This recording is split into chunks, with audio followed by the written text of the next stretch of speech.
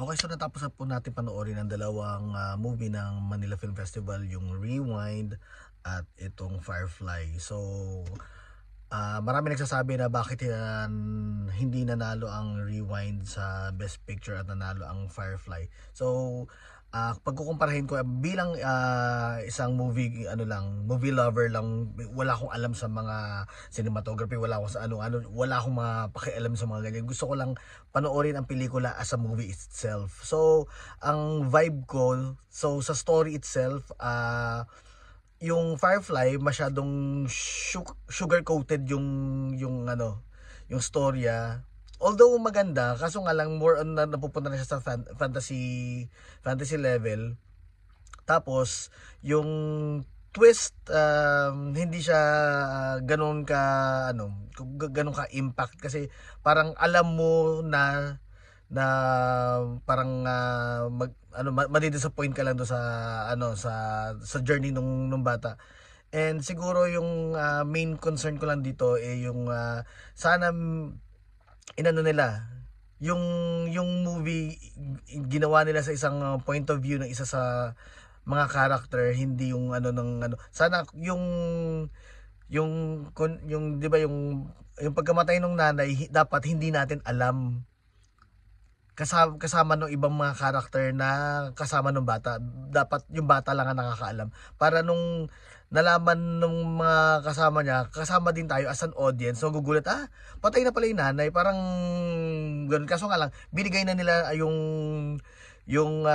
na yun sa trailer, kaya parang already given na. Tapos dito naman tayo sa Rewind.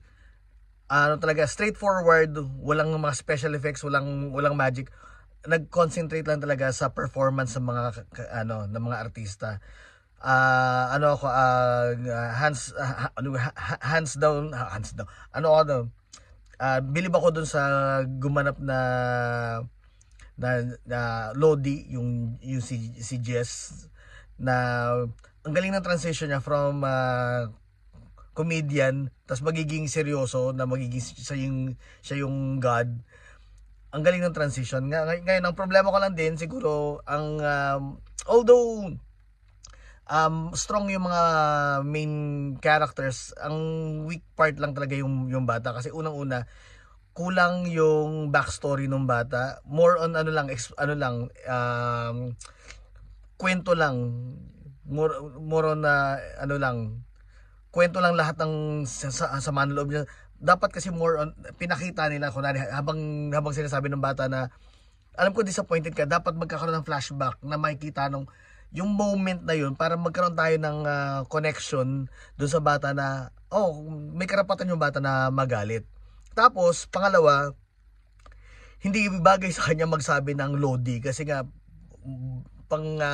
pangkalye na word yun, na sa yung kumbaga sa movie itself, English speaking yung bata. Maaano mo na hirap siya mag-Tagalog, kaya hindi nagbagay sa kanya sa sana nag-fix na lang sila doon sa Jess or brother Jess, mga ganun, para mas kumbaga hindi siya corny pakinggan. Ngayon, para sa akin, kung bakit nanalo yung Firefly, kasi grandiose yung pelikula. Ayun talaga, bilib ako sa hindi ako fan ng GMA sa mga CGI niya, pero dito nabilib ako sa CGI, lalo na doon sa Wolf. Ang galing to think na pinapanood mo siya sa big screen, hindi mo siya kasi yung balahibo niya gumagalaw talaga. Hindi katulad ng ng mga ibang mga pelikula na alam mo na ay CGI. Pero yun maganda, tsaka yung lahat ng mga special effects nila maganda, grandiose talaga. You will see the movie as a movie itself. Talagang movie talaga siya. Movie feeling talaga na pag pinanood mo siya. Ngayon sa Firefly, more on story driven movie siya. Mas pinanood mo siya sa performance at sa story. And wala siyang sugar coated na wala yung yung happy ending na ganyan, wala yung kasi ang ano na talaga, kung ano yung premise ng character, ano yung premise ng story, stick lang talaga sila doon, tapos doon lang sila maglalaro sa storya na yon.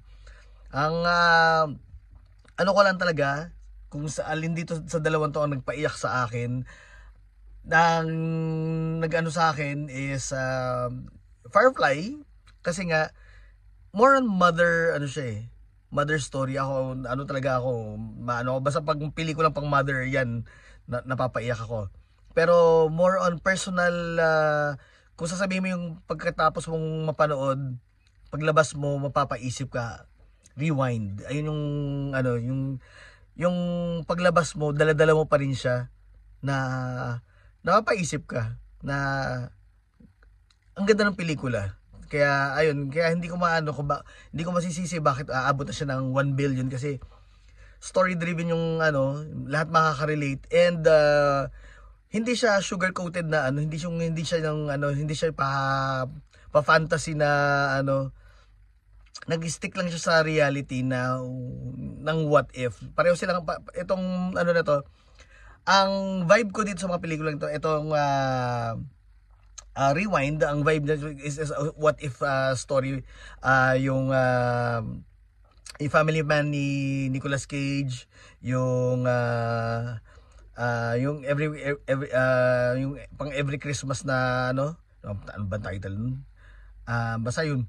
And yung what if ni ano, tsaka yung apa tawag, yung sliding doors ni Gwyneth Paltrow. Ito namang Firefly, obviously Life of Pi ang ano, kasi may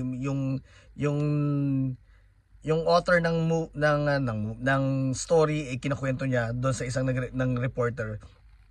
Life of Pi ang ano, ang vibe, and Forrest Gump, dahil sa marami siyang na-meet na mga tao. So far for me, as a movie lover, para sa akin yung paglabas ko ng sine, kasi after 2 days dapat naalala ko pa siya. Ang para sa akin na tumatak sa akin na pelikula is Rewind. Okay?